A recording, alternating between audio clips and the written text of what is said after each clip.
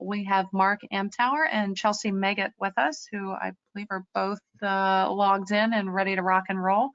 So without further ado, I'm going to turn the floor over to Chelsea. And thanks, Chelsea, for joining us today. I'll let you say what you need to say here. Hi, all. Thanks, everyone, so much for tuning in. My name is Chelsea Meggett. I'm CEO of Collaborative Compositions. We help small businesses mainly work with the federal government, so navigating those tough contracting waters and understanding subcontracting. So looking forward to presenting with Mr. Mark Amtower. Awesome. Thanks, Chelsea. And Mark, always great to have you with us. I'll be quiet and let you say whatever you want to here. Jennifer, thank you very much. Sorry if my voice is a little raspy today. I'm getting over COVID and a cold, but I have energy, so there we are. I advise companies on all aspects of marketing to the government, but I focus on building subject matter expert platforms, leveraging content, and using LinkedIn and social selling techniques. So I've been doing this for a few weeks. I started my company in January of 1985, so been around, seen a few things, and I try to stay on the edge of what works. So that's it. Let's roll. Okay, let's rock and roll. I'm going to put myself on mute and let you guys dig in. Just let me know whenever you're ready for your next slide. So what we're going to cover is finding the right contract, first of all, what you bring to the party, how to do research, how to research the prime, what do you do during your SBLO meeting if you're going to do an SBLO meeting, and why LinkedIn is a key element in this entire process. Chels, up to you. Thank you very much, sir. Next slide.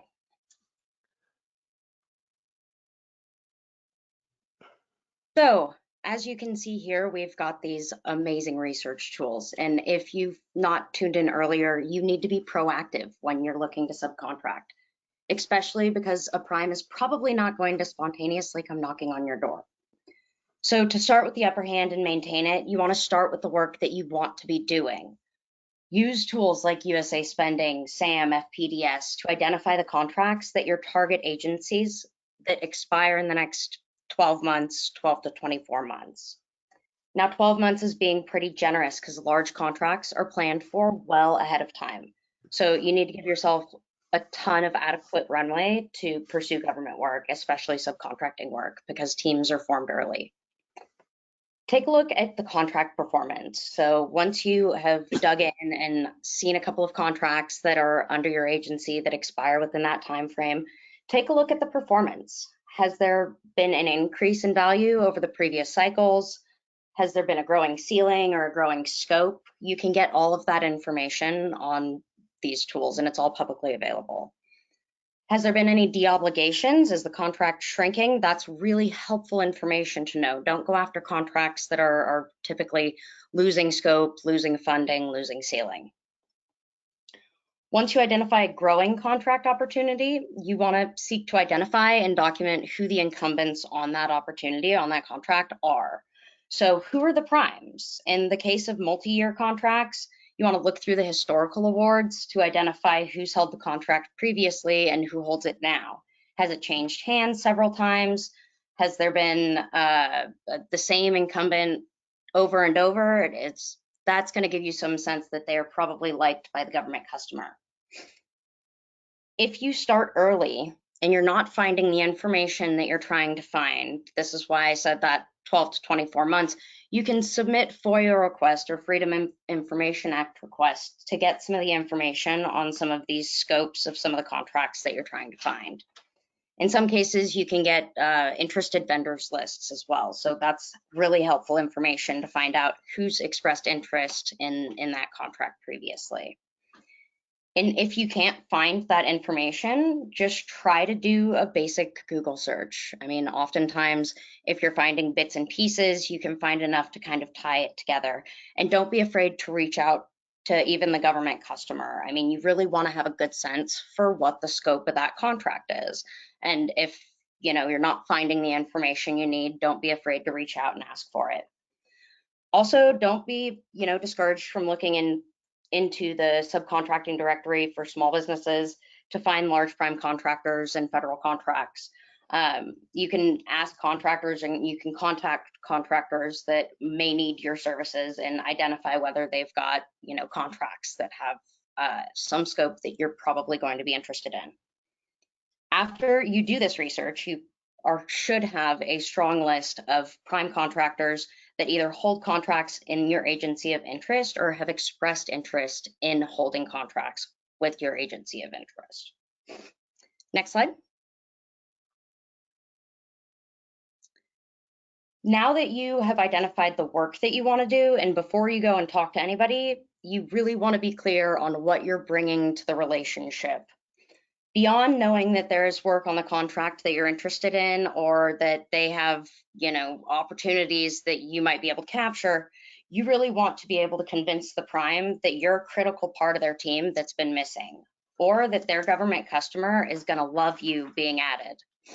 Never lead with your set aside, as has mentioned earlier. Take stock of your true value, like what your company actually offers. Know what your strengths are and be ready to explain them. If you don't know why a contractor should give you work, then you probably won't be able to convince them to do so. So if you've got a deeper knowledge of the tool than your competitor, or maybe you know the agency's goals better than the competitor, or how to accomplish them better. Do you have a skill set or IP that can add leverage to the competition's bid? Maybe you have an existing footprint in the agency or an office location near the contract place of performance. You might have a technology or a niche skill set that could add some value to an incumbent's offering. Now, if you want to identify, technologies or skill sets that the prime predicts to be promising, you can do that by reviewing their business reports. Specifically, look through like the management discussion and analysis and business sections of these prime contractors. Remember, a lot of these are large businesses that have shareholders, and most of them have reports that are publicly available. Look for technical terms used to describe technologies that appear in this year's report, but not last year's report. And find the ones that are in present tense or future tense, not the ones that are in past tense. So identifying things that you think your prime is probably going to like and value is just absolutely clearly highlight your strengths in all of your opportunity-specific marketing material. Start to develop like capability statements that speak to exactly what you're trying to target with that prime and what you think they value. And really, gonna say it again, don't fall back on your set-aside status. It really doesn't add any value when you say, I'm an 8A and I do this, this, and this. People kind of stop right there because they're like, you're leading with that. And now, what are your strengths? Put those forward. Put your best foot forward. Next slide.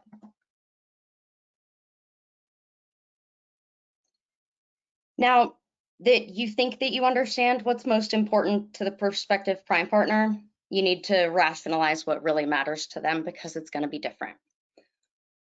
Although you probably think that you have a sense as to what sort of compliance requirements and what sort of work they're doing, you really need to have a better sense of what is actually important to them rather than what you're proud of and what you think matters.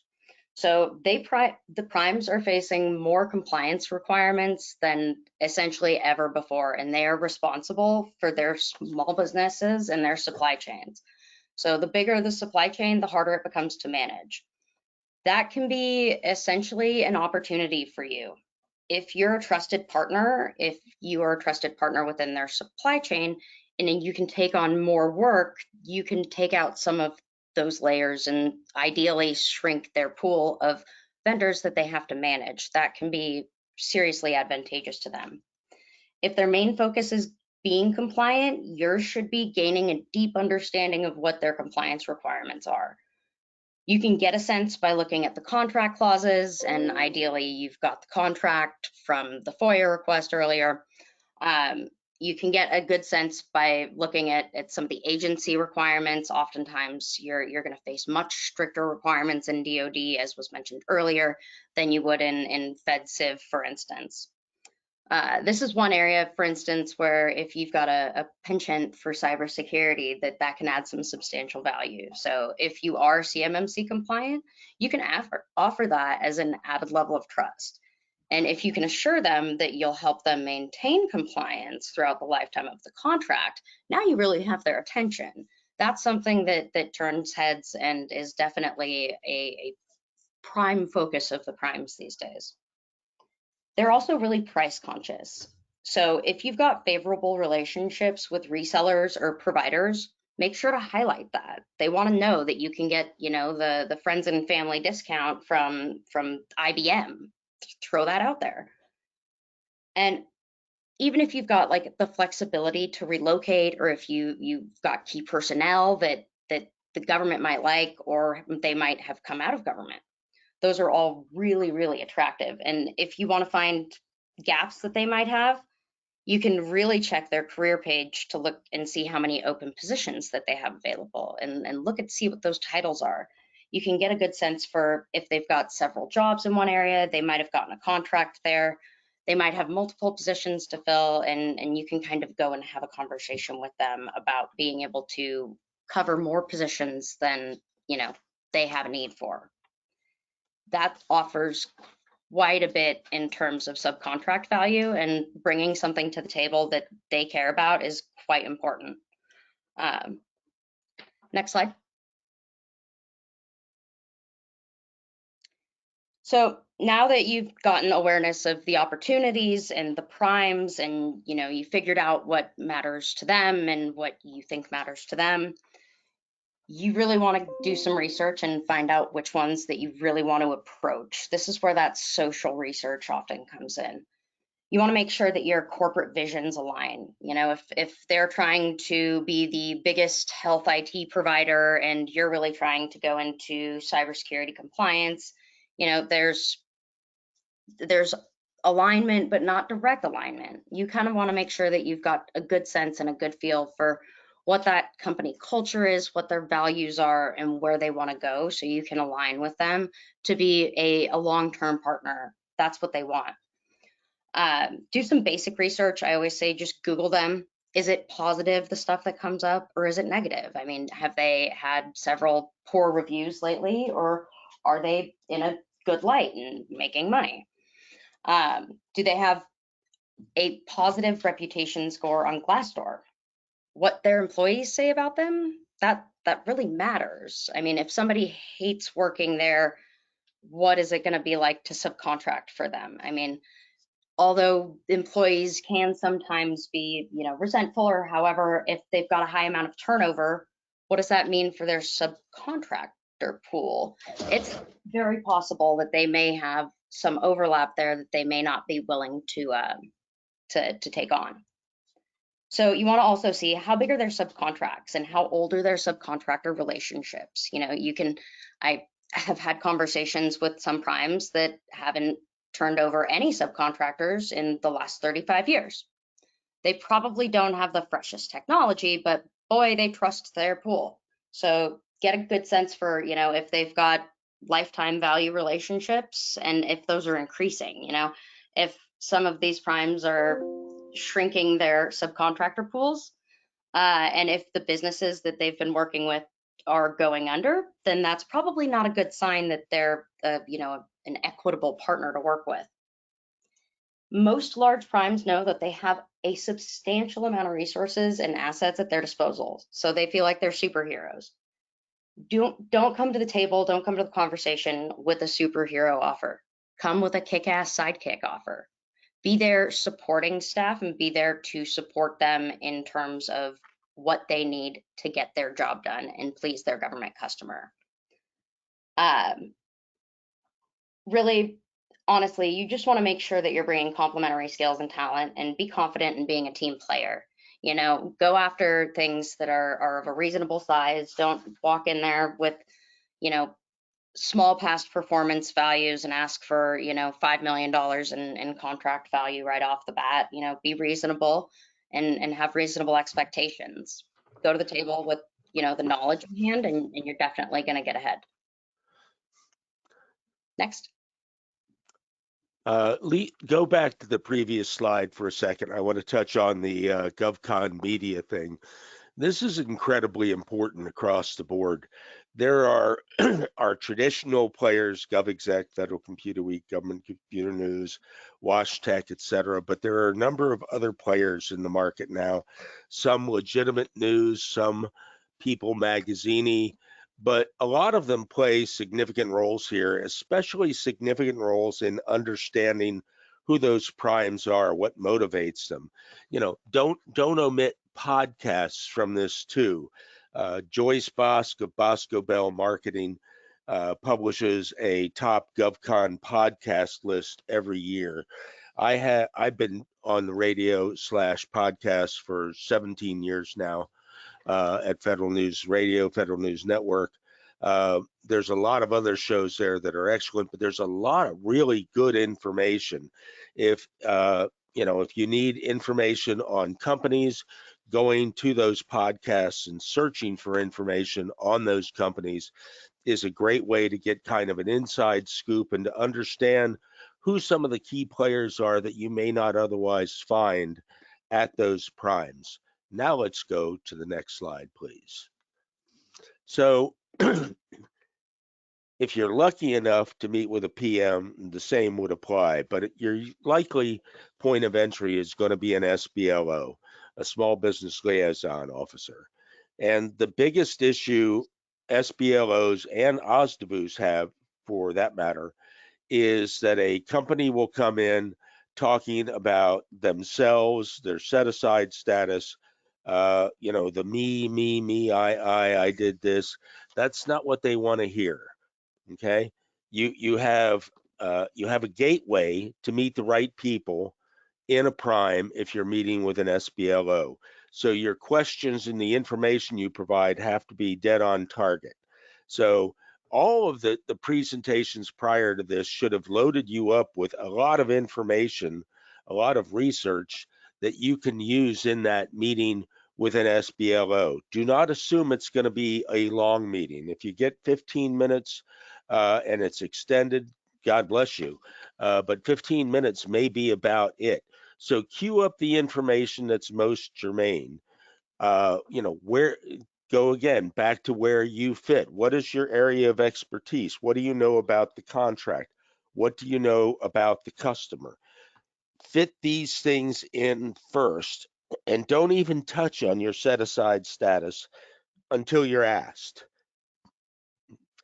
Not difficult. So understanding the motivations of the prime, understanding how long the primes had the vehicle, or if they're new to the vehicle, if they're just bidding for the first time, then you really have to emphasize the value that you bring to the table, including not just your expertise, but as Chelsea and others have mentioned, do you have a footprint? Do you have a beachhead at that agency? Do you know any of the tech staff? Do you know the contracting people? Do they know you? That's the most important part of that equation. Do they know you? And this is all stuff that you can take care of prior to meeting with the SBLO. So during the meeting, you have to display a knowledge of the prime, the contract, share any and all knowledge you have of the contractor or the contracting agency. You want to share as much as possible then, because you're laying yourself on the line to get a piece of this business. You're opening your kimono wider than you would normally.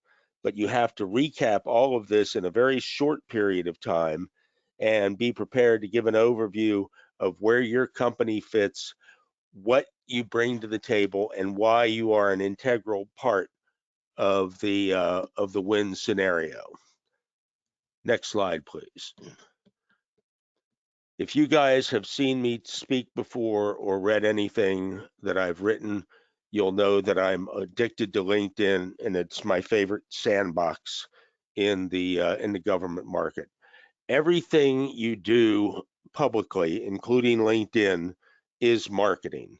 So presenting yourself here is presenting yourself not only to the 2.72 million feds who are on LinkedIn, but every friggin' contractor out there.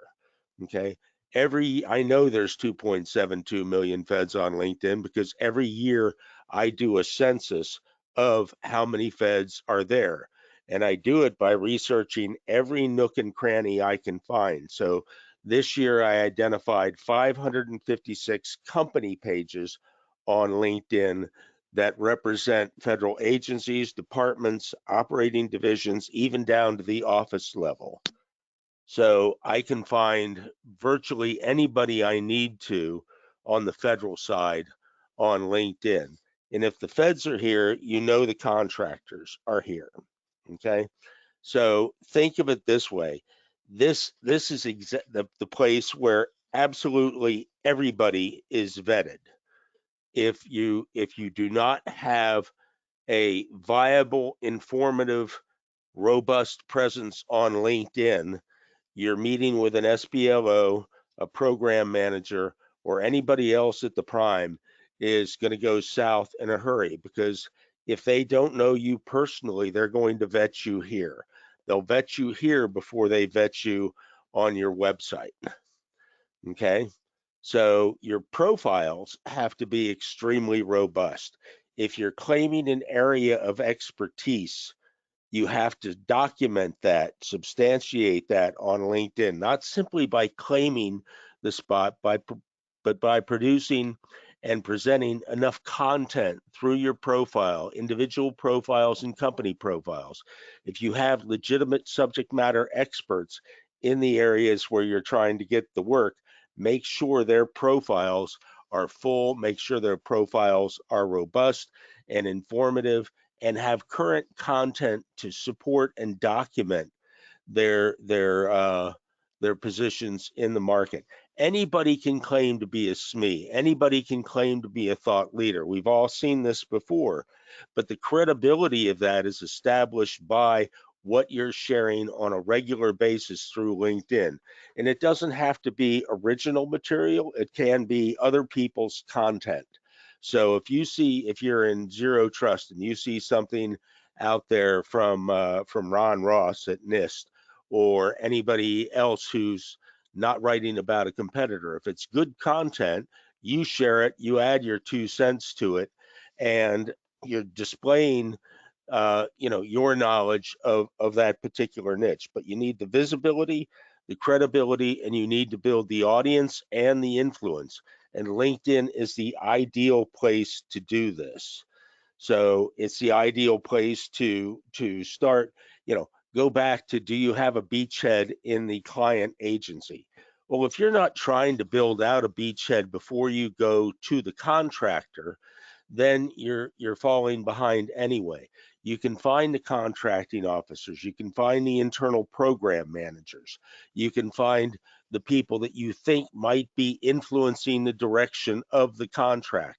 All of these things you can do on LinkedIn if you bother to learn how to use the platform. But ignoring LinkedIn in the subcontracting process is going to put you behind your competitors and put you closer to a losing position.